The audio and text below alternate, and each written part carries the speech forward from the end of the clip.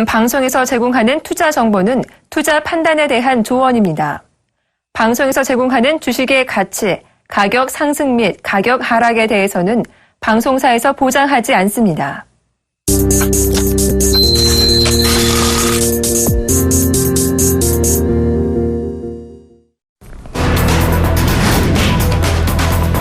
한국은행에 따르면 8월 생산자 물가지수가 전월 대비 0.5% 내린 100.88로 작년 같은 달과 비교해 4.4% 내리면서 지난 2010년 8월 이후 5년 만에 가장 낮은 수준을 기록했습니다. 이는 국제유가가 7월 이후 배럴당 60달러 선에서 다시 하락세로 돌아서며 석유류를 중심으로 생산자 물가가 하락했기 때문으로 풀이되고 있습니다. 미국의 지난 8월 경기 선행지수가 소폭 상승했지만 월가 기대에는 못 미친 것으로 나타났습니다. 미 컨퍼런스 보드는 18일 8월 경기 선행지수가 0.1% 상승한 123.7을 기록했다고 발표했습니다. 이는 7월 0.2% 하락에 비해서는 개선된 것이지만 전문가들의 예상치인 0.2% 상승에는 다소 못 미치는 수치입니다. 18일 중국 국가통계국은 지난 8월 70개 주요 도시 중 35곳에서 신규 주택 가격이 전월 대비 상승했다고 발표했습니다. 이는 지난 7월 31곳에서 4곳이 늘어난 결과입니다.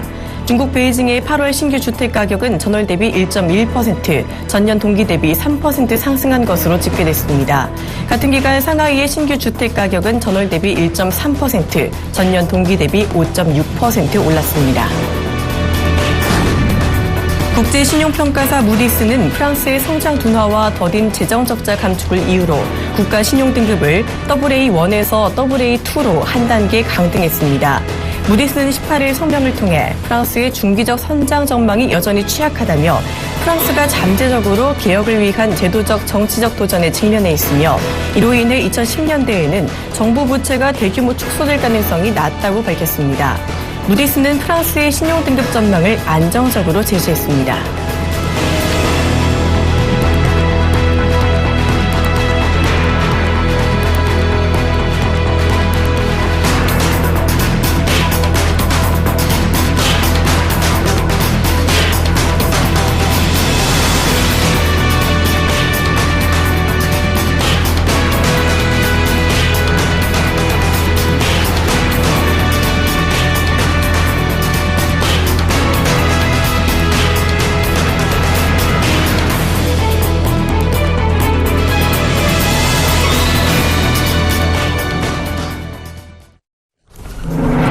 안녕하십니까. 출발 증시와이들 박진영입니다. 자, 미국이 기준금리를 동결했지만 글로벌 시장은 아직까지 크게 안심하지 않고 있는 것 같습니다. 생각보다 시장이 금리 동결을 호재로 받아들이지 않고 있는데요. 자, 당장의 불확실성은 해소가 됐지만 이제 그 이후 글로벌 경기 둔화의 우려감이 부각이 되고 있는 모습입니다. 자, 특히 중국의 경기 둔화 우려감이 투자 심리를 좀 급하게 위축을 시키고 있는 것 같은데요. 이 가운데 그리스 총선에서는 시리자 승리가 확실시되면서 이 치프라스 총리가 한 달 만에 재신임이 확정이 됐습니다. 자, 이런 사실이 또 시장에 어떤 영향을 미칠지도 알아봐야겠죠. 자, 그렇다면 지난주 글로벌 마감 상황 먼저 뉴욕 증시부터 알아보도록 하겠습니다. 자, 뉴욕 3대 지수 지난 금요일에 일제히 1% 넘게 하락을 했습니다. 자, 다우지수 같은 경우는 1.7%, S&P 500 지수는 1.6% 하락했고요. 나스닥 지수는 1.3%가량 하락했습니다. 자, 지난 17일 연준이 금리를 동결을 했지만요. 이 금리 동결 이유가 글로벌 경기 둔화 우려감이다라는 사실 때문에 이 투자 심리 위축된 것으로 보이고 있습니다. 자, 또 금요일에 발표됐던 미국의 경기 선행 지수는요. 소폭 개선이 됐지만 기존의 전문가 예상치에는 못 미치면서 이 시장을 좀 진정시키기에는 역부족이었던 것 같습니다. 자, 유럽 증시도 일제히 하락했습니다. 지난주 유럽 마감 상황 한번 보시죠. 하락폭도 상당히 컸었는데요. 영국이 일단 1% 넘게 하락했고요. 독일과 프랑스는 더 크게 내렸습니다. 독일 닥스 지수 3%, 프랑스 깍그 지수 2.5%가량 하락을 했습니다. 자, 역시나 미국의 금리 동결 이유가 글로벌 경기 둔화라는 것에 시장이 조금 흔들린 것으로 것으로 보이고 있습니다. 자, 계속해서 유가 마감 상황 보시도록 하겠습니다. 자, 유가도 지난주 급락하는 모습을 보였는데요. WTI 같은 경우 무려 4.7% 급락하면서 배럴당 45달러를 하회했고요. 브렌트유 같은 경우 3.3% 하락하면서 47.5달러 가까이 마감하는 모습을 보였습니다.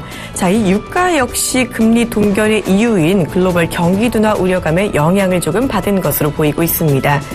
아시아 증시는 혼조세를 보였습니다. 아시아 증시 마감 상황 함께 보시죠. 중국은 반등했고 일본은 하락했는데요. 자, 지난주 상해 종합 지수는 0.4% 가까이 오르면서 3,097포인트를 기록을 했습니다. 자, 이 금요일에 중국 증시 반등을 이끈 것은요. 신규 주택 가격이 올랐다라는 긍정적인 부동산 지표였습니다. 자, 반면에 일본 니케이 지수는 2% 가까이 하락을 했는데요. 미국의 기준금리 동결이 불확실성 확대로 반면에 작용을 한 데다가 이 수요일인 23일까지 일본 증시는 또 연휴를 휴장을 하는 만큼 많은 투자자들이 미리 현금화에 나선 것으로 풀이가 되고 있습니다. 자, 이런 미국의 기준금리 동결에요. 우리 시장은 그래도 긍정적인 반응을 보였습니다. 자, 우리 국내 증시 마감 상황 함께 보시죠. 금요일에 코스피는 1% 가까이 오르면서 1995포인트를 기록을 했고요. 코스닥 같은 경우는 무려 2%대의 급등세를 보이면서 690선에 올라섰습니다. 특히 이날은 외국인의 매수세가 돋보였는데요. 사흘째 외국인이 매수하는 모습을 보였고요. 매수 규모도 괜찮았습니다. 자, 코스피에서는 외국인이 1,700억 원, 코스닥에서는 990억 원가량 사들이는 모습을 보였네요. 금요일에는 이렇다 할 이제 단기적인 불확실성 해소로 우리 시장이 올랐지만요. 사실상 금리 인상 우려감이 아직까지 남아있는 만큼 앞으로의 시장 방향성 조금 더 지켜봐야 할 것 같습니다. 자, 이번 주는 또 추석을 앞두고 있는 주이기도 하니까요. 보다 전략적인 대응이 필요한 시점인 것 같습니다. 출발 증시 와이드 지금 시작합니다.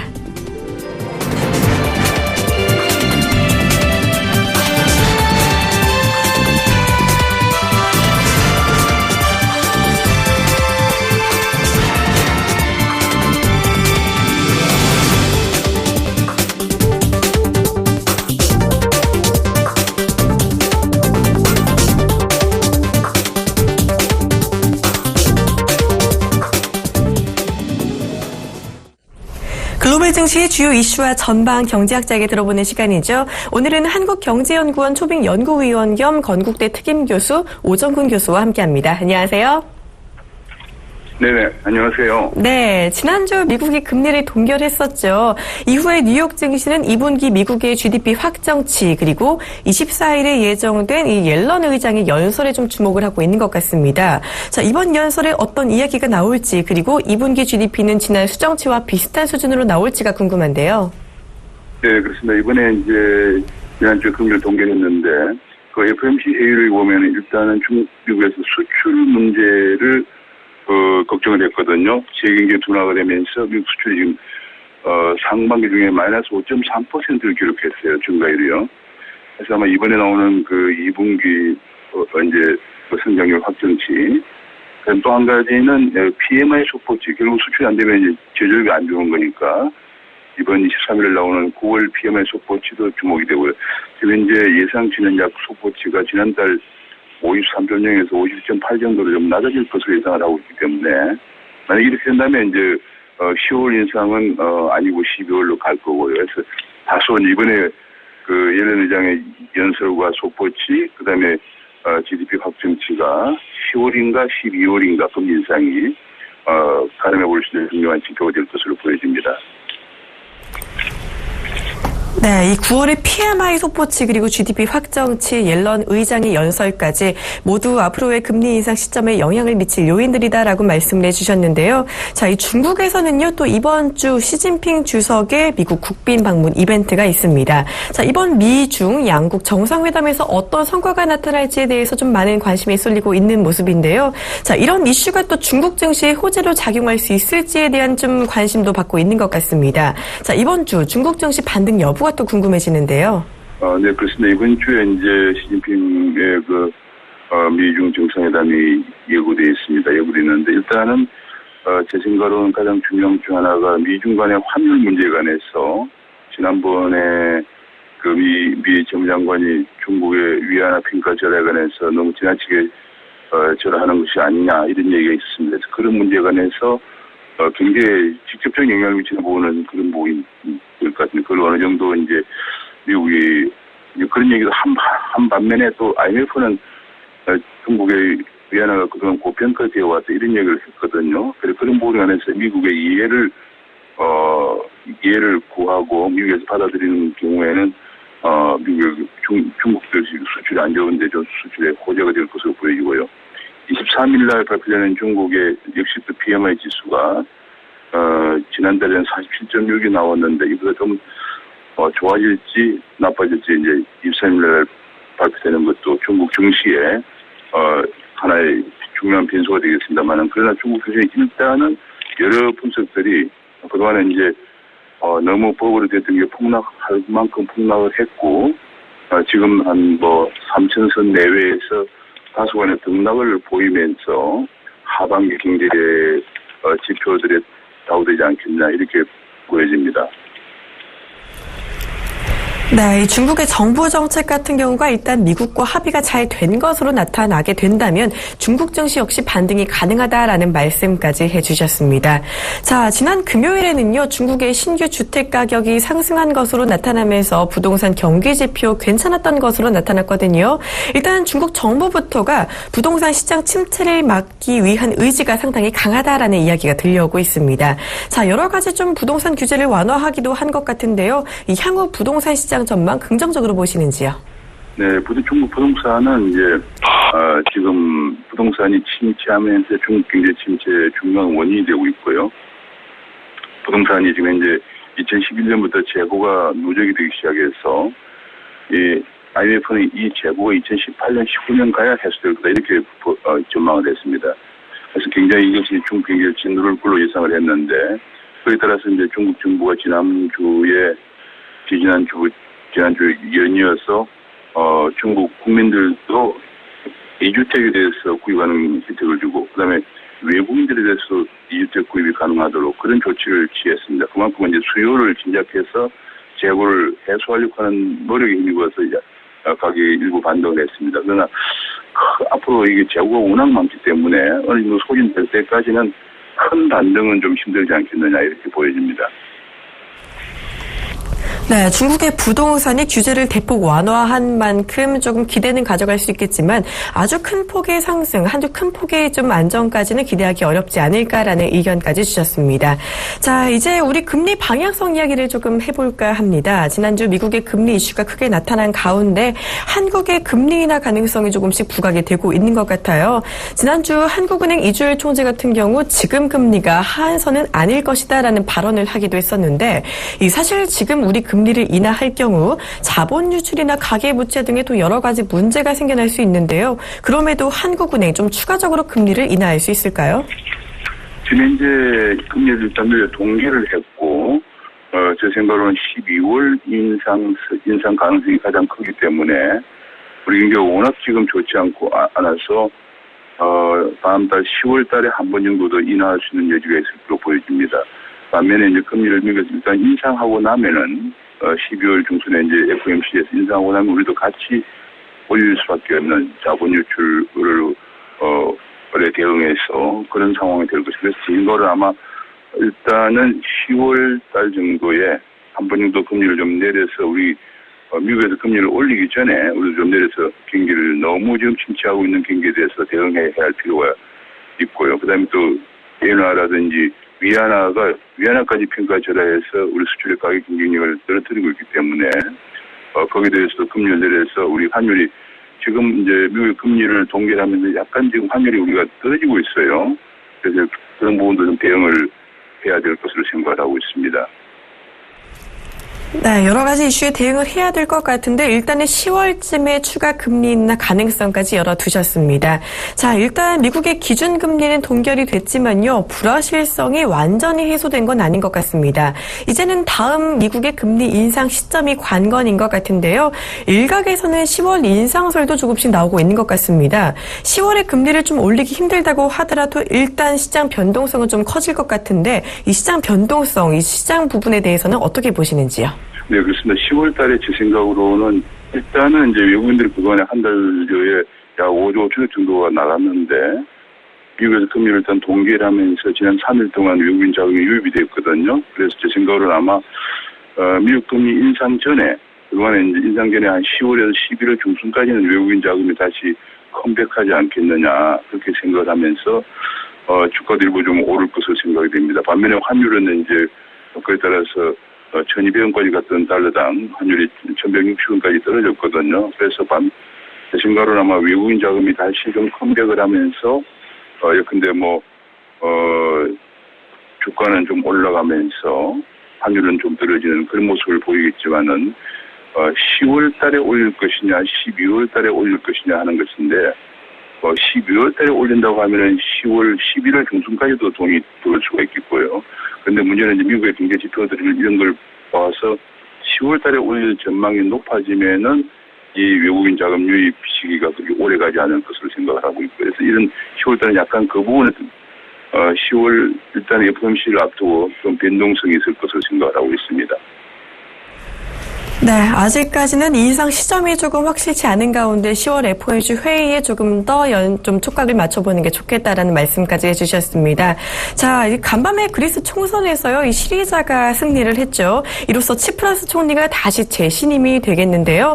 이런 사실이 좀 유로존 경기 그리고 그리스 구제금융에 미칠 영향까지 간단히 코멘트 부탁드립니다. 만약 그렇게 된다 그러면 그런 경우에 시리자가 다시 이제 치프라스가 다시 재집권했기 때문에 제 생각으로는 일단은 지난번에 합의했던 구제금융안을 집행을 할 수가 있기 때문에 좀 제 생각으로는 집행할 좀 동력이 생겨서 그전에 시리자가 너무 긴축도 안 하고 탕감하겠다는 것만 주장해서 일단 이제 당선이 됐고 그것 때문에 약간의 많은 문제가 있습니다. 이번에 이제 합의안을 토대로 재신임이 됐기 때문에 다소간의 그리스 문제에 관한 불확실성이 해소가 되고 될 것으로 이렇게 보여집니다.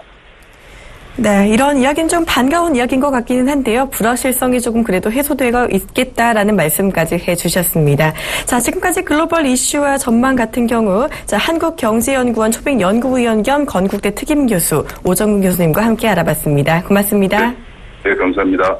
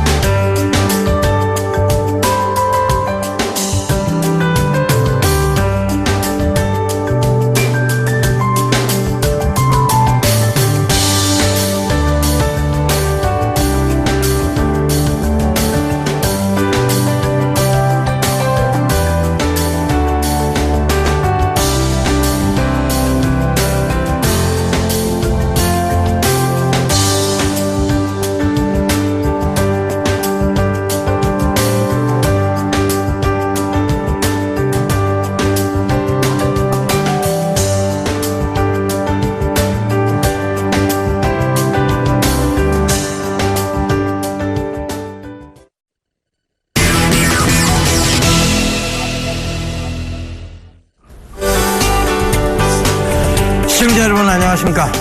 예병구 멘토입니다. 주말 잘 보내셨습니까? 지금 시장이 또 좀 변동성이 나오는 것 같아요. 그러니까 주말에 제가 강연을 했는데 금요일 날 저녁에 다우존스가 많이 빠지고 그다음 유럽이 전체적으로 경기 둔화고 그랬기 때문에 빠져 내려오니까 또 토요일 날 강연에 오셨던 분들이 또 걱정이 많습니다. 근데 우리가 언제까지 일희일비해야 되나요? 참 이걸 좀 생각을 해보자고요. 일희일비하실 필요 없습니다. 명확한 것은 기준점을 두고 올라오고 있다는 것이고 그 기준점에서 이번 시장에도 일희일비하셨으면 여러분들 그 기회를 놓쳤다고 생각하시는데 그건 기회가 아니에요. 그러니까 전체적인 시장 어떤 분이 이런 질문을 하셨어요. 위에서 그럼 자르고 밑에서 다시 잡으면 되지 않느냐. 잡을 수 있을까요? 그렇게 공부스러운데 여러분들 잡을 수 있었을까를 다시 한번 생각해 보십시오. 위에서 자르고 밑에서 다시 잡는다는 거 그것만큼 여러분은 어려운 거 없습니다. 자꾸 그 얘기를 하시는데 불가능한 얘기들을 하고 계신 거예요. 위에서 자르죠. 밑에서 잡을 때 공포가 느껴집니다. 막 떨어지는 구간에서 쉽게 잡아 들어갈 수 있다고요? 천만의 말씀이죠. 그러니까 길게 보셔야 돼요. 그러니까 여러분들은 어차피 길게 지금 보시려고 투자를 들어오신 겁니다. 그런데 그걸 자꾸 공포스럽게 느끼니까 그 밑에서 더 추가적으로 매수하지 못할 뿐이고, 그리고 그 추가적으로 매수한 부분에 대해서 어떤 포지션쯤에서는 어느 정도 정리하지 못하는 이유가 바로 그러한 이유 때문입니다. 근데 그걸 가능하다고 믿는다는 것은 더욱더 불가능한 것을 가능하다고 믿는다는 것밖에 되지 않습니다. 그러니까 꼭 좀 참고를 해보셨으면 좋겠습니다. 지금은요, 어떻게든 스탠스를 위쪽 방향으로 잡아놓고 길게 보고 가셔야 되는 전략입니다. 작년에 제가 추석 때 기억이 정확하게 납니다. 추석 전까지 시장이 굉장히 좋았습니다. 심지어는 한가위 랠리라고 부르기도 했고, 뭐 추석 랠리 이래갖고 추석 전까지 시장이 굉장히 좋았어요. 추석 때 갔다 오고 난 이후부터 시장이 꼬꾸라지기 시작했습니다.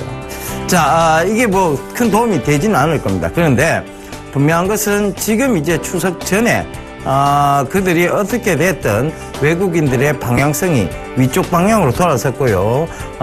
이제 신흥국 시장에서의 자금 유출 속도라든가 그다음에 이머징 마켓 국가의 자금 유출 속도 때문에 강달러가 되는 것이 본인들이 두려워서 일단 그들은 계속 투자를 하라는 관점에서 글로벌 초저금리 상태를 유지시켜 준 것입니다. 그렇다면 이것이 외국인들이 지금 바로 제가 금요일 날 아침에 개장 방송에서도 외국인들이 팔고 있었어요. 근데 외국인들의 매수는 이어질 것이고 여러분들한테 강력한 매수 관점을 유지해야 된다. 그러니까 공격적 매수 관점을 유지해야 된다는 얘기를 금요일 날 개장 방송에서 얘기를 드렸었죠. 그러니까 그 부분이 오후장 시장에서 강하게 드러나왔습니다.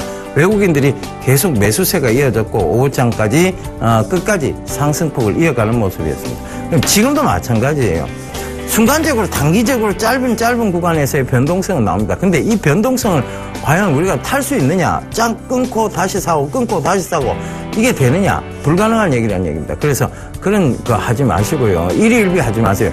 어차피 못할 거면 심리적으로라도 안정을 찾으시는 게 맞는 방법입니다. 그 점 참고해 보셨으면 좋겠습니다. 자, 그 심리적 안정을 잡아주는 시간, 신문 읽어주는 남자입니다. 자, 오늘도요, 월스트리트 저널과 국내 최대의 경제 일간지, 서울경제신문을 살펴보면서 얘기 이어가도록 하겠습니다.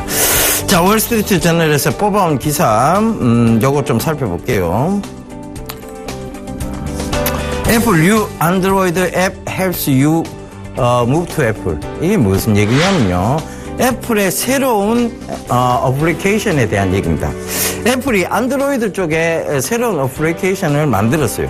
그게 뭐냐면 이제 안드로이드, 그러니까 안드로이드 앱에서 애플로 이사하기 쉽도록 만들어 놓은 앱이에요. 그러니까 전화번호라든가 일정이라든가 이런 것들을 쉽게 변환시킬 수 있는, 그러니까 우리가 지금 안드로이드하고 애플은 OS 시스템입니다. 그러니까 오퍼레이션 시스템이죠. 그러니까 이 스마트폰을 구동하는 시스템인데 이 구동하는 시스템이 내가 안드로이드를 계속 쓰던 사람이 갑자기 애플로 옮겨가게 되면 여기 있는 주소록하고 이런 것들을 주소록이야 뭐 엑셀로 해서 넘길 수 있다 하지만 다른 앱에 대한 기록들을 이쪽으로 넘기질 못합니다. 메모라든가 뭐 이런 여러 가지들이 있어요. 그러니까 이게 그들이 자기들만의 영역을 구축하려고 이제 만들어 놓은 것들이었죠. 그런데 이걸 이제 허무는 시대까지 왔다는 얘기입니다. 왜 허물까요? 왜 허물까? 갑자기 얘들이 왜 허물까요? 제가 주식시장에서 늘 왜가 중요하다고 말씀드렸죠. 그죠? 왜 허물까요? 자, 이들은요, 이제 하드웨어적 성장의 한계점을 깨달은 거예요. 하드웨어적으로는 이제 더 이상 발전 속도가 더 이상 늘어나기 힘들다는 것을 깨닫기 시작하면서 IoT라는 새로운 영역을 가져나왔죠. 인터넷 오브 싱즈라는 소프트웨어적 성장의 새로운 영역들을 입혔습니다. 그렇다면 이들은 이 소프트웨어를 더 육성시키려고 하는 강한 의지를 이 기사에서 보여주고 있는 겁니다. 그래서 이건 소프트웨어 전쟁의 새로운 서막이라고 보시면 되겠습니다. 왜? 얘가 지금 iOS 뺏어오는 거 중요하지 않아요. 그러니까 애플로 뺏어오는 게 중요한 게 아니고요. 애플로 뺏어와야 애플의 스마트 홈 시스템을 입힐 수 있고 애플의 사물 인터넷을 입힐 수 있고 애플의 스마트카를 입힐 수 있기 때문입니다.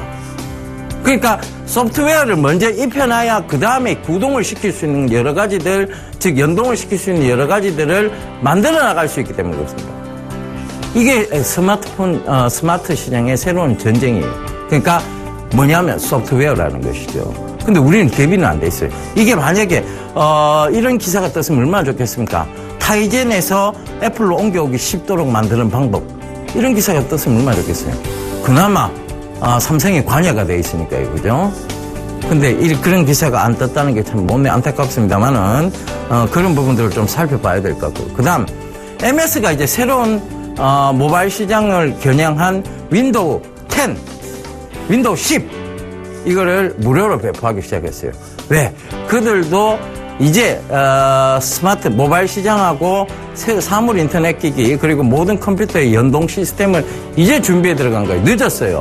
MS가 많이 늦었습니다. 그렇지만 그들이 후발주자로 따라온다면 기존의 컴퓨터 시스템 MS 마이크로소프트를 쓰고 있는 이 컴퓨터, 그러니까 타블릿 PC가 아닌 일반 PC에서의 어떤 유저들이 확보가 되어 있는 상황에서 그들은 쉽게 치고 올라올 수 있겠죠. 아직은 뭐 보급률이 예를 들면 윈도우 OS 쪽에서의 페이 결제라든가 이런 보급률이 떨어진다고는 합니다. 그렇지만 그런 부분들이 핀테크 쪽도 떨어지고 있다고는 하지만 그런 부분들을 쉽게 극복할 수 있는 게 뭐냐면 MS예요. 마이크로소프트사인데 이 MS의 새로운 모바일 전쟁을 막고자 하는 그들만의 양강 구도를 형성하고자 하는 의지도 이 기사에 담겨져 있습니다. 그렇다면 이걸 우리가 찾아봐야 될 게 그럼 뭐냐에 대한 부분. 이제 하드웨어적 성장의 한계점, 그걸 첫 번째 꼽으셔야 돼요. 그러니까 여기서 부품이 성장해봤자 어느 한계점이 있어요. 그러면 지금 갖고 있는 부품 업체들과 이 스마트폰 쪽에서는 스마트폰 제조사들 쪽에서는 한계치가 다 왔다는 얘기입니다. 그러니까 그들이 더 이상 성장하기는 힘들다는 얘기예요. 이제는 소프트웨어 전쟁으로 넘어간다는 얘기입니다. 그러면 이 하드웨어적 성장에서 그들끼리 치킨 게임을 하고 있으면 이 회사들이 주가가 계속 좋아질까요? 아니죠. 주가의 성장의 한계치가 있다는 얘기입니다. 그래서 그 부분 살펴보시라는 얘기고, 소프트웨어 전쟁이 새로운 서막이 시작됐으니까 이 소프트웨어를 한글로 변환해주는 이런 모든 소프트웨어들을 한글로 변환해주는 게 있어야 될 거 아니에요. 그죠? 그 한글로 변환해서 잘 구동이 되게끔 해주는 회사가 바로 한글과 컴퓨터죠. 거기서도, 인베디드 소프트웨어, MDS 테크죠. 그래서 그런 회사들을 계속 지속적으로 보시라는 얘기입니다. 그래서 얘기 드리는 거예요. 꼭 좀 참고해 보셨으면 좋겠습니다. 그럼 빠르게 우리 국내 기사로 넘어가도록 하겠습니다. 자, 한가위 랠리 아까 조금 전에 말씀드렸죠, 그죠? 소비 꿈틀 억눌렸던 개인 수요도 살아나고 있다, 이런 얘기가 나오기 시작합니다. 마트 등에서도 선물 구입 인파, 구매 단가도, 그러니까 이 작년 수준 대비에 비해서 지금까지 굉장히 월등한 소비 수준을 보이고 있다. 이것은 소비 진작에 대한 효과가 조금 드러나오고 있다는 것으로 봐야 되고요. 왜? 개별 소비세 인하를 했기 때문이죠. 조금이나마 개별 소비세 인하가 어떤 영향을 미쳤다는 것은 맞습니다. 그래서 그 부분 꼭 좀 참고를 해보셨으면 좋겠습니다. 자, 그리고 또 하나가 있죠. 이 개별 소비세 인하에 따른 이제 구매 욕구 활성화도 활성화입니다만은 그들이 이제 드디어 차를 막 사기 시작했고, 돈을 꽁꽁 묶어뒀던 애들이 차를 막 사기 시작했고, 골프 회원권을 사기 시작했고, 서민 아니에요. 걔들이 막 돈을 쓰기 시작했습니다. 그러면서 소비가 어느 정도 살아나오니까 서민들 주머니에도 돈이 들어오기 시작했고, 그것이 이번 추석을 지금 반영하고 있다고 보시면 되겠습니다. 자, 그래서 이런 부분들이 저는 한가위 쪽에 랠리가 어느 정도 좀 나올 수 있다, 이렇게 좀 보셔야 될 것 같은데요. 물론 변동성 툭 떨어졌다 다시 올라, 툭 떨어졌다 다시 올라, 이 부분은 나올 수 있을 거예요. 그런데 기준점은 바로 윗방향은 맞습니다. 그래서 그 부분 꼭 좀 참고를 해보시고요. 저는 오늘도 나쁘지 않을 것 같아요. 오늘도 뭐 우려를 많이 하고들 계시던데 오늘도 나쁘지 않을 것 같습니다. 왜냐하면 외국인들이 지금 지속적으로 매수세가 계속 이어지고 있는 형국이에요. 결국 우리 장을 들어올리고 내렸던 것들 모두 외국인들이었습니다. 그렇다면 굳이 지금 외국인들이 들어오고 있는 시점에서 오늘 어쩌지? 내일은 어쩌지? 내일은 올라올 거야? 오늘은 떨어질 거야? 이거 할 필요 없다는 얘기입니다. 그죠? 그 부분 참고해 보시라는 얘기입니다. 자, 두 번째 기사입니다. 야, 제시님, 전국 수석 국면이지만 안철수발 정풍운동 예고. 자, 여기서 중요한 게 있어요. 안 전 대표가, 이제 안철수 전 대표가 정치계에 입문한 지 이제 3주년 됐습니다. 국회의원과 간담회를 열어, 부패 혐의로, 기소돼 재판에 계류되기만 해도 공천에 배제해야 된다. 그러니까, 부패 척결을 위한 3대 원칙으로 무관용, 당내 온정주의 추방, 당 연대 책임제 도입을 주장했다. 안철수 대표가 이 얘기를 왜 했느냐 하면, 문 의원이죠. 문재인 의원의 온정주의, 그러니까, 한명숙 대표였죠. 한명숙 전 총리의 구속 당시에 무죄를 주장했어요. 문 대표가. 근데 일단 죄는 받아버렸습니다. 그죠? 무죄 주장을 한다고 해서 죄를 받았다고 해서 그러니까 또 죄가 있느냐에 대한 질문에는 일단 죄를 받았기 때문에 죄는 있겠죠. 그죠? 그래서 그런 무죄 주장을 한 온정주의를 펼친 문재인 대표를 겨냥한 얘기란 얘기입니다. 그래서, 이제 정치권의 어떤 움직임이 슬슬 보이기 시작합니다. 이런 부분들이, 이제 주가에 영향을 미치는 시기가 도래하고 있다는 얘기죠. 그래서, 이런 부분들을 꼭 좀 참고해 보시는 얘기입니다. 안 전 대표가 이제, 차기 대권을 위한 힘찬 첫 발걸음을 내디뎠습니다. 그래서 이런 부분들이 시장에 분명히 영향을 미칠 거예요. 오늘 여러 가지 안철수 의원 관련주들이 있겠죠. 미래산업이라든가 다물 멀티미디어 이런 종목군들이 있어요. 그죠? 여러분들 쭉 아실 거예요. 찾아보시면 다 나옵니다. 그런 회사들의 어떤 움직임들이 이제 시작되기 시작할 것이다. 조금 움직였다. 근데 여기서 여러분들이 고점 따라붙으면 안 돼요. 이건 철저하게 정치권 관련주들은 저점에서 매수해서 고점에서 팔고 나와야 됩니다. 고점을 따라붙어버리면 이제 본격적인 선거 시즌인 내년까지 물려있을 경우가 생깁니다. 그래서 그 점 조심하십시오. 꼭 좀 참고해 보셨으면 좋겠습니다. 자, 다음입니다. 비디오 IoT 집중 육성 성장세 이어간다. LG U 플러스 얘기가 나오는데요. 자, 여기 LG U 플러스를 보자는 얘기 아니에요. 스마트 홈 시스템, 그 다음에 IoT, 인터넷 오브 싱즈, 이 모든 것들이, 이제, 이 LG U 플러스가 가장 빠르게 지금 치고 나가고 있다는 얘기입니다. 불 꺼, 불 켜, 보일러 꺼, 보일러 켜, 에어컨 켜, 에어컨 꺼. 지금 광고 막 계속 하고 있죠. 김희원이란 배우입니까? 그 배우가 나와갖고 잡혀갖고 불 꺼, 불 켜, 이래갖고, 정신없게 만듭니다. 그죠? 그건 참 약간 코믹스러운 광고인데, 자, 이것이 바로 인터넷 오브 싱즈가 먼저 지금 이제 단계별을 뛰어넘기 시작하고 있다는 얘기입니다. 그러니까 처음에 통신 단계에서 이제 그 다음 단계를 뛰어넘어가고 있다는 얘기인데요. 자, 이 모든 것들은 이제 두 번째 시장인 센서 시장의 성장성을 의미합니다. 음성 인식 센서, 그 다음에 동작 인식 센서, 이 모든 것들이 이제 센서 시장으로 넘어가고 있다는 것이죠.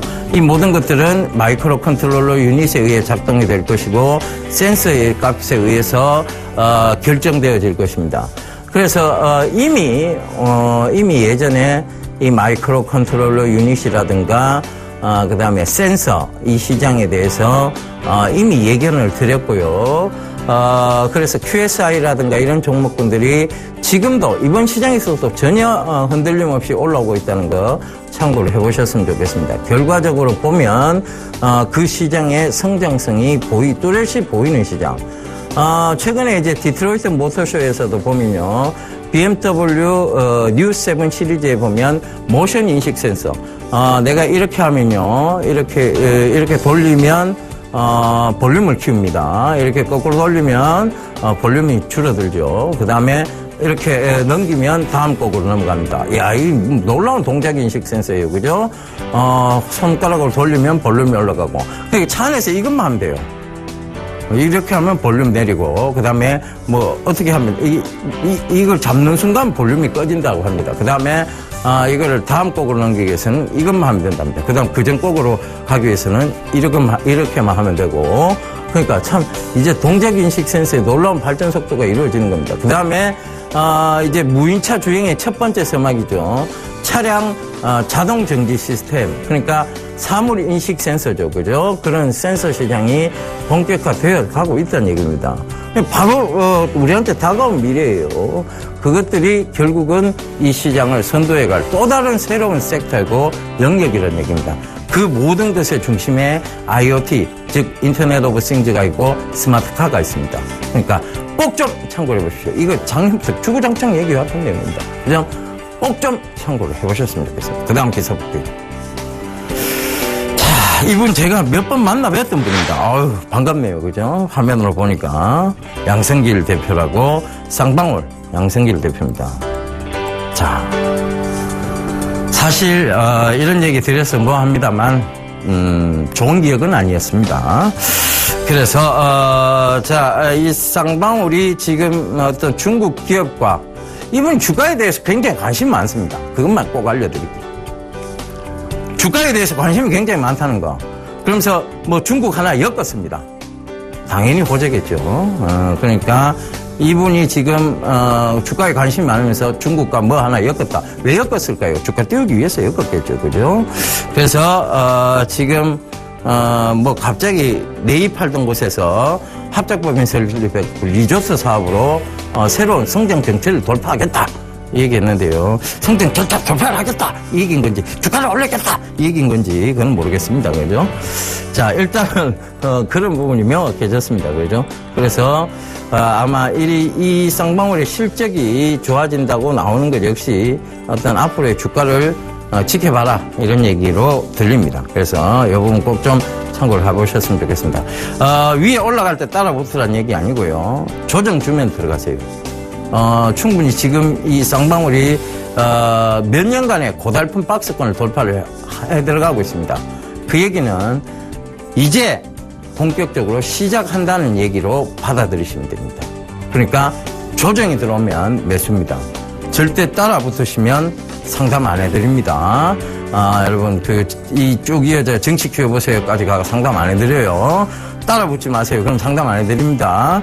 네, 조정 시 매수 전략 펼치시면 됩니다. 자, 오늘 여기까지 했고요. 개장 전 체크포인트 말씀드리겠습니다. 한가위 랠리요. 한가위까지만 보세요. 그러니까 한가위 랠리니까 한가위까지만 보시면 된다. 어떻게 보면 가장 단순한 얘기입니다. 이번 주 목요일까지만 보시면 된다는 얘기입니다. 그래서 제가 그 목요일 날 그 공개 방송을 합니다. 샘플러스 그러니까 서울경제TV 홈페이지로 오셔서 샘플러스 홈페이지에 접속을 하시면 제가 공개 방송을 8시부터 열어놓고 있을 거예요. 그때 들어오시면 되겠습니다. 그러면 제가 그날 오후 2시까지 신나게 여러분들과 소통의 공간을 갖도록 하겠습니다. 확신 투자에 대해서요. 예, 저는 이만 물러가도록 하겠습니다. 감사합니다. 예병군이었습니다.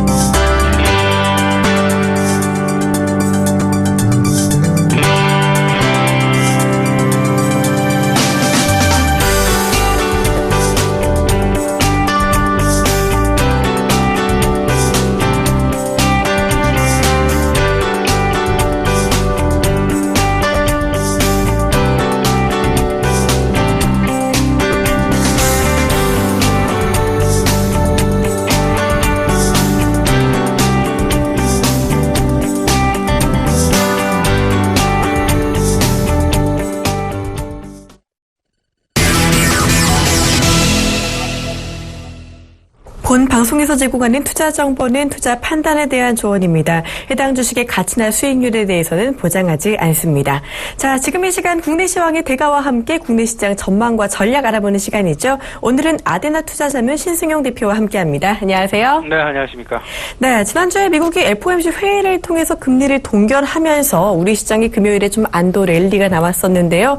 외국인이 사흘 연속 순매수를 했고 코스피와 코스닥 모두 상당히 좋은 탄력을 보였습니다. 자, 먼저 지난 금요일 시장부터 리뷰 부탁드립니다. 네, 지난주 시장, 우리 시장 일단은 조금 좀 약보합권 시작을 했다가 일단 한 1%에 가까운 근접한 그런 상승 마감하는 그런 모습이었습니다.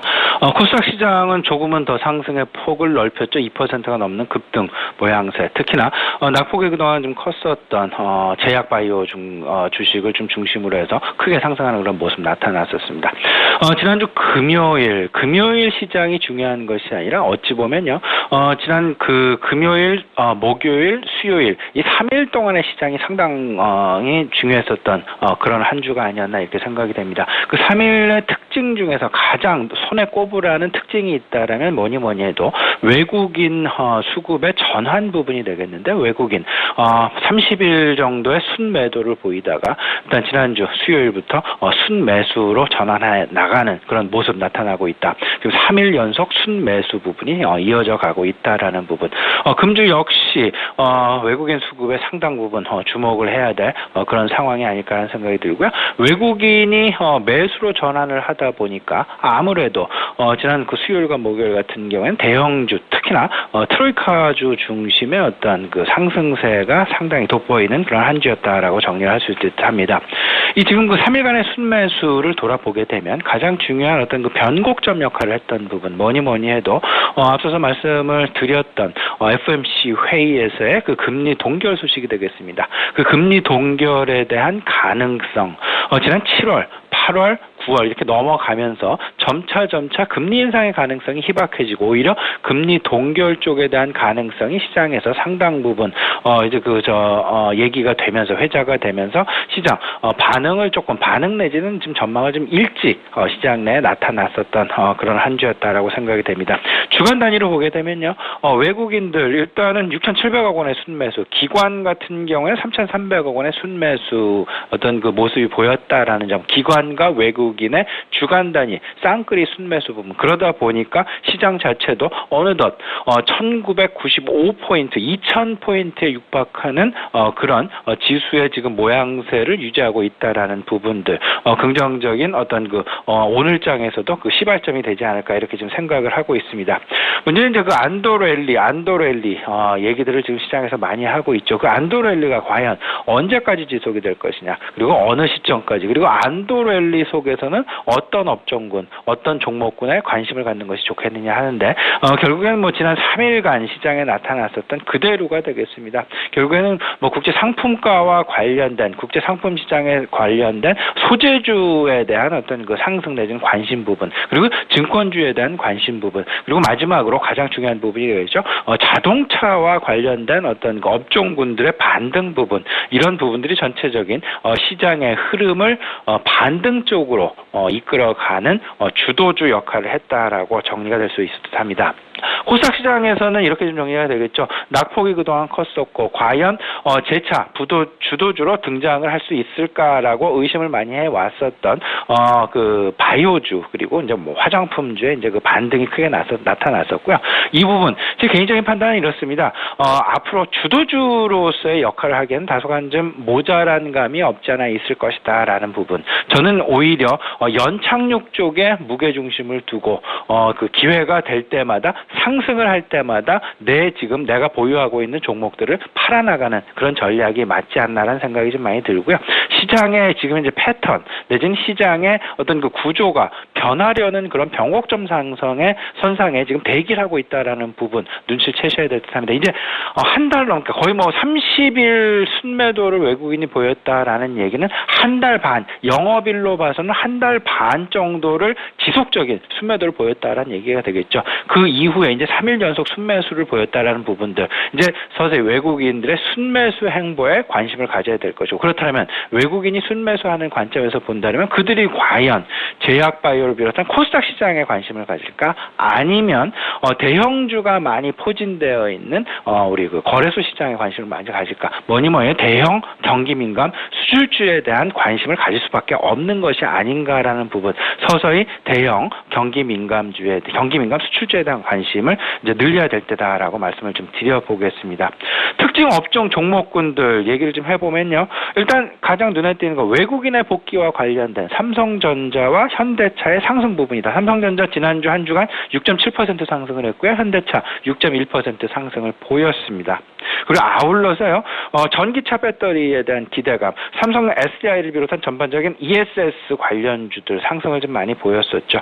그리고 이제 그 특징적으로 이제 테마와 관련된 종목군들의 상승이 좀 나타났었는데요. 그런 것들이 결국에는 간편 모바일 관련주들, 특히나 뭐 한국전자 인증이나 뭐 이런 종목들 100%가 넘는 상승 보였다라는 거 계속해서 말씀을 드리고 있죠. 모바일, 간편 모바일, 그리고 사물 인터넷, 그리고 인터넷 은행 이런 관련주들 일단 테마로 지금 현재 계속해서 시장 내 뭐 올 연말까지도 지속될 가능성이 있다라는 부분들 계속해서 관심을 좀 가지셔야 되겠습니다. 아울러서요. 한미약품 지난주에 이제 14%가 넘는 그 반등을 보이긴 했습니다만은 저는 연착륙 관점에서 이런 제약바이오를 보고 싶다라는 그런 관점 아울러서 다시 한번 말씀드려보겠습니다. 네, 지난 금요일뿐 아니라 수요일과 목요일까지 외국인의 매수세가 들어왔다는 것이 일단 긍정적인 모습이었죠. 특히 대형주가 주도주 역할을 해줬던 금요일이었습니다. 자, 자동차 수출주 그리고 제약 바이오주가 괜찮은 모습을 보였는데요. 이번 주에도 일단은 외국인의 매수 동향을 살펴보는 게 좋겠다라는 말씀해 주시면서 경기 대형 민감 수출주에 대한 관심 강조를 또 다시 해주셨습니다. 자, 한동안 가장 큰 이벤트였던 미국의 FOMC 회의가 마무리가 됐죠. 큰 이벤트가 끝난 상황, 다음 주 추석을 좀 앞두고 있는 시장이기도 한데요. 이번 주에는 일단 시장의 관심 어디로 쏠릴지가 궁금합니다.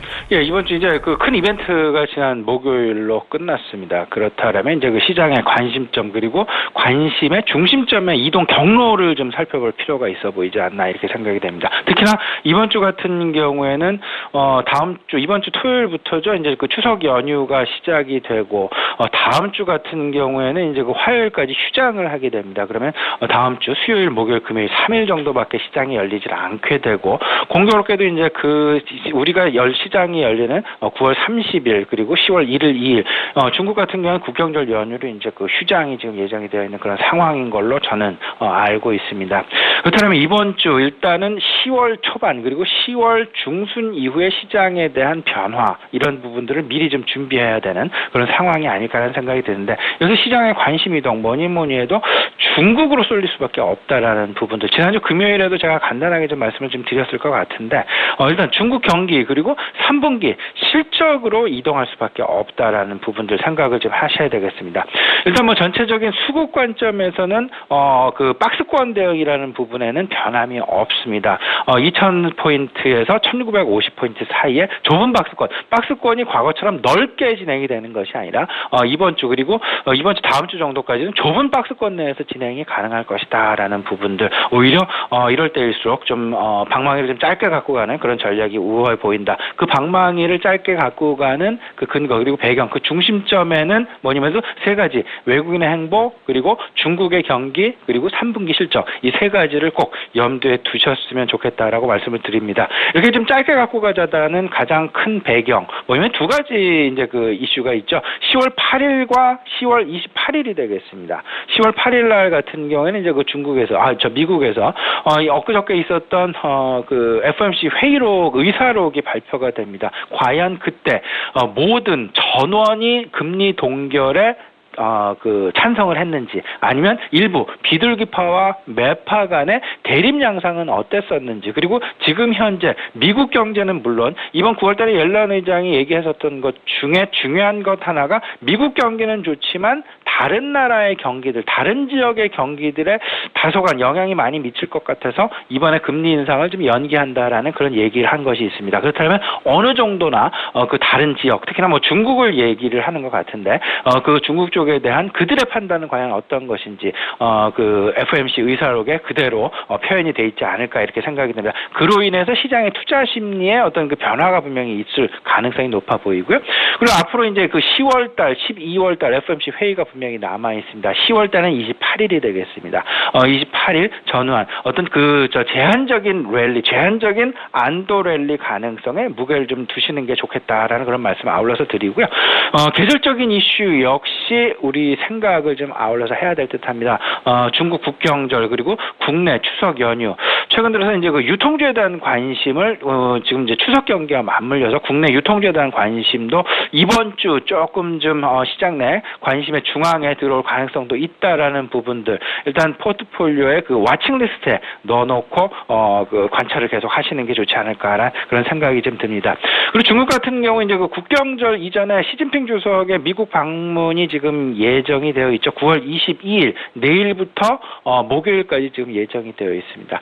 그 상황 속에서 미국과의 어떤 그 환율 이슈랄지, 그 수출 이슈랄지 전반적인 그런 경제 관련된 이슈들이 어떻게 시진핑 주석과 오바마 대통령 간에 만나서 얘기들이 오고 갈까라는 부분 역시 첨예의 관심사가 될 것이다라는 부분들 생각을 좀 해두셔야 되겠습니다. 지금 현재 이 상황, 유동성과 실적 장세의 과도기라는 부분에는 변함이 없다라는 것. 유동성의 파티가 언제 끝날 것인가라는 유동성의 파티가 끝나기 전에 실적 장세가 분명히 와야 된다라는 부분들 서서히 3분기 실적에도 관심을 갖자라는 부분 아울러서 말씀을 드리고 3분기 실적과 관련된 업종군들 뭐니 소재주와 증권주가 아닐까 다시 한번 강조해드리겠습니다. 네, 이번 주 무엇보다도 중국의 경기 그리고 3분기 실적에 관심을 좀 가져야 할 때다라는 말씀을 해주셨네요. 좁은 박스권 장세를 예상을 해주셨고요. 이번 주는 추석을 맞아서 국내 유통주에 대한 관심을 가져보는 게 좋겠다라는 이야기까지 해주셨습니다. 자, 지금 금리 동결 이후에 지난 금요일 글로벌 시장이 생각보다 좀 부진했습니다. 우리는 금요일에 안도랠리가 나오긴 했지만 아직까지는 조금 불안한 상태긴 한데요. 오늘 우리 시청자분들 그렇다면 자세히 어떤 투자 전략 가져가는 게 좋을까요? 예. 오늘 아무래도 제가 생각에는 좀 이런 상황도 좀 많이 가져봅니다. 일단 그 앞으로 남아있는 이벤트들, 아까도 좀 말씀을 드렸죠. 10월 8일 날 9월 FOMC 회의의 의사록 발표되고 10월 28일 날 10월 달 FOMC 회의 발표된다는 그 사이에는 간헐적으로 중국 경기와 관련된 이벤트, 경기와 관련된 경기 부양책과 관련된 관심들, 그리고 이제 그 국경절 이슈, 우리나라엔 추석 이슈 이런 부분이 분명히 대기해 있을 것입니다. 이런 상황 속에서 외국인의 행보 분명히 관심을 가지셔야 될 것 같고요. 오늘 하루 아무래도 이제 그 이런 부분도 생각을 하셔야 될 거예요. 지난 주말에 시장에 가장 크게 산업별 뉴스를 좀 살펴본다면요. 폭스바겐의 미국 매연과 관련된 연료비와 관련된 소프트웨어 조작과 관련된 이슈가 불거져 나온 것이 있습니다. 이와 관련해서 48만 대 리콜 결정이 지금 내려져 있는 그런 상황이고요. 이렇게 좀 생각을 해야 되겠죠. 과거 토요타에 대한 이슈 그리고 국내 현대차에 대한 미국 정부에서의 연비와 관련된 어떤 그 이슈들 그리고 아울러서 이제는 독일까지 넘어가 있는 그런 상황이다라는 것. 미국에서 그만큼 자동차 업종 살리기에 혈안이 되어 있다라는 그런 쪽으로도 반대로도 해석이 될 수 있다라는 부분들 꼭 좀 생각을 해두셔야 되겠습니다. 오히려 폭스바겐과 관련이 있는 어떤 그 부품 회사는 있는지 없는지 우리나라 상장 회사들 중에요.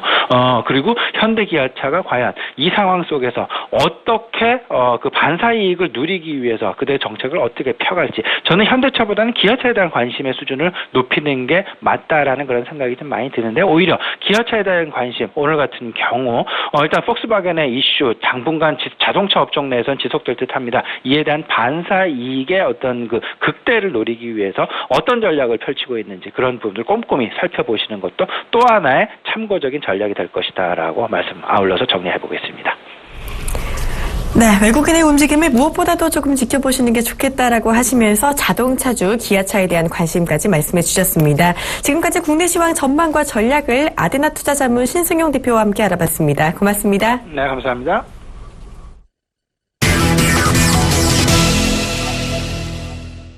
네, 이드코의 상한가 팩토리 시즌2 시간입니다. 오늘도 여의도에 계시는 샘플러스 이토코 멘토와 함께합니다. 안녕하세요. 반갑습니다. 네, 진짜 이 방송 보시는 투자자분들 정말 도움 많이 되실 것 같습니다. 2000포인트 이후에 조정이 있을 거다라고 예측을 해주셨는데 지난 금요일에 정말로 2000 부근까지 간 다음에 글로벌 증시가 급락하는 모습이 나와주었는데요. 또 멘토님 종목인 NHN엔터 그리고 에스텍파마 정말 레벨업하고 있는 상황인 것 같습니다. 자, 지난 금요일에 에스텍파마는 무려 13% 넘게 오르면서 마감을 했는데요. 자, 오늘은 또 어떤 대응 전략 가져가는 게 좋을까요? 글쎄요, 일단 전주의 금요일 같은 경우 말씀하신 대로 우리 상한가 팩토리에서 정확하게 예상한 대로 지수 흘러간 그런 모습이었습니다. 일단은 금리 인상에 대한 불확실성적인 부분들 일단 누차 이제 말씀 좀 드렸던 것이 금리 인상에 대한 부분들, 정치적으로 보나 현재 글로벌 상황적으로 보나 금리 인상을 할 수 있을까에 대한 부분들 지속 가져야 된다라고 좀 말씀드리면서, 금리 인상을 하든 안 하든 이제 코에 걸면 코걸이, 귀에 걸면 귀걸이 시장. 사실 이번에 안 하면 10월에 할 것이다, 12월에 할 것이다. 또 하면 한다라는 그런 불확실성, 이런 부분으로 인해서 글로벌 지수, 주포들의 어떤 그런 시나리오적인 부분들로 움직일 것이다라고 좀 말씀 좀 드리면서, 지수 2000포인트 부근까지 상승을 좀 예측을 해드린, 그런 부분이었는데, 자, 일단 1800포인트부터 눌차에 대한 말씀을 좀 드렸던 것이, 지수 상승과 하락의 진폭의 과정은 있겠지만은 2000포인트까지는 간다. 다만 이제 2000포인트로 진입하는 과정에서 우리에게 기습적인 상승이 왔을 때, 그때 이제 빠른 능동적인 대처와 기계적인 부분들, 2000포인트 부근에서 내가 홀딩하고 있는 종목들에 대해서 끌고 갈 것인지 아니면 매도를 하고 갈 것인지에 대한 부분들 반드시 생각해서 이번에 결정해야 된다라고 수십 차례 말씀을 드렸는데, 이번에 잘 생각을 좀 하셔야 될 것 같아요. 금리 인상을 이번에 안 한다는 이유가 결국에는 글로벌 경기 둔화인데, 자, 중요한 것은 미국이 이제 항상 네, 지금 현재 전화 연결에 조금 문제가 있었던 것 같은데요. 일단은 이번 주에 금리 인상은 없었던 만큼 2000포인트가 간다는 데에서 예상 적중을 했던 것 같습니다. 자, 지금 현재 좀 글로벌 증시가 전체적으로 마감했던 것에 따라서 좀 코스피와 코스피 예상 체결 지수를 보면은 조금씩 하락하는 모습 보이고 있는데요.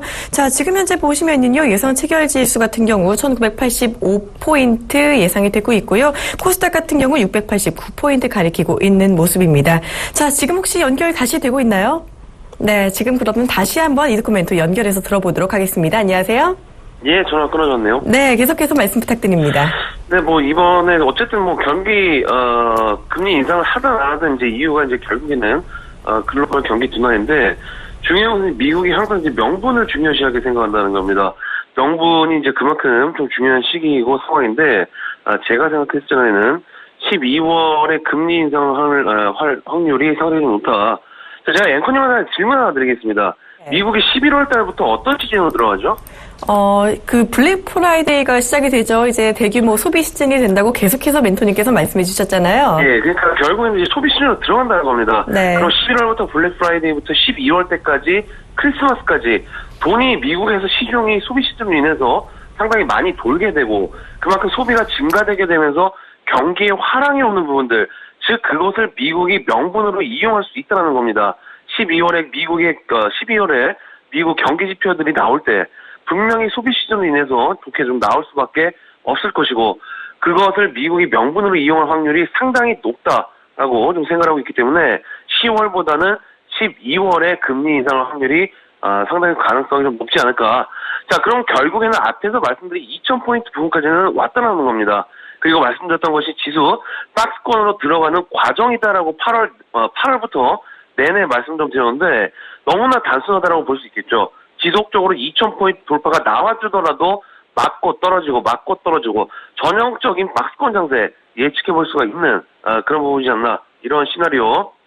제가 일단 오늘 통해서 이제 계속 이제 말씀을 좀 드릴 건데, 글쎄 이제 과연 시나리오대로 돌아갈지에 대한 부분들 한번 지켜보시면서 대응하자라고 좀 말씀 좀 드리도록 하겠고요.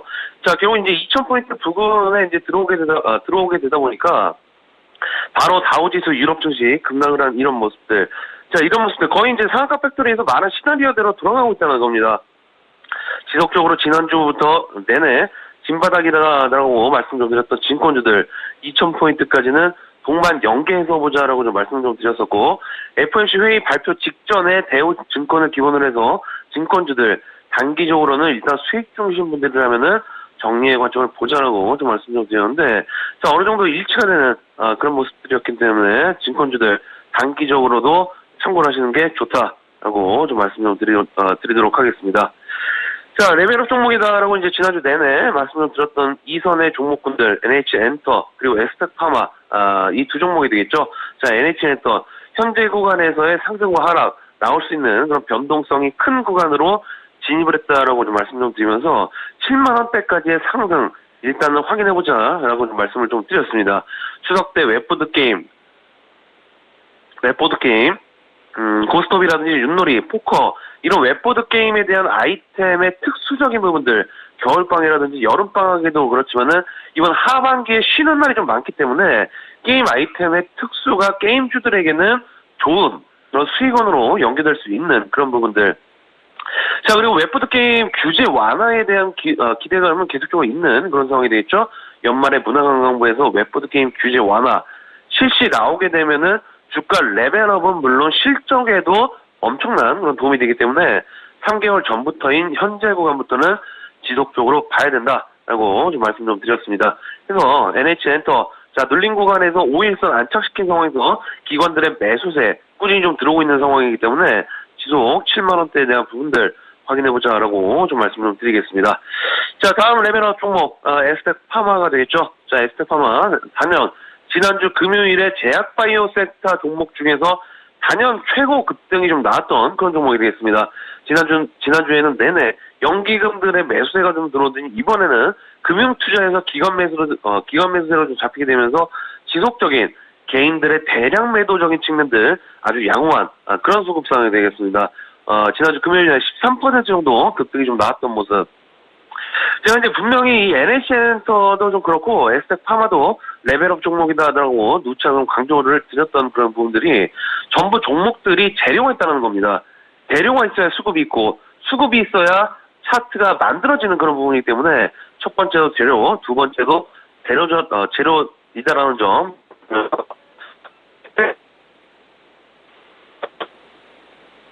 네. 보시면서 금요일 지수와 유럽이 하락하는 모습들이 좀 나와주었지만은 우리 증시 전략 있습니다. 코스닥 지수 조정이 좀 나오면서 수가 상승한 만큼 조금 더 보유하신 분들 종목들 그리고 좀 말씀 좀 정리를 해드리도록 하겠습니다. 오늘 정확한 팩트는 여기까지입니다.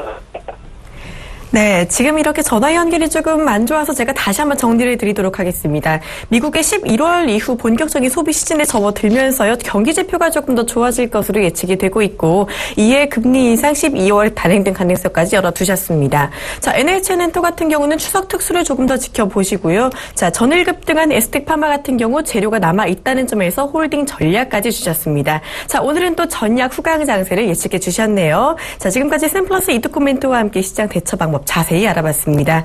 자, 출발 쟁취와이드 1부는 여기서 마무리하도록 하고요. 저희는 잠시 후 2부로 돌아오도록 하겠습니다. 고맙습니다.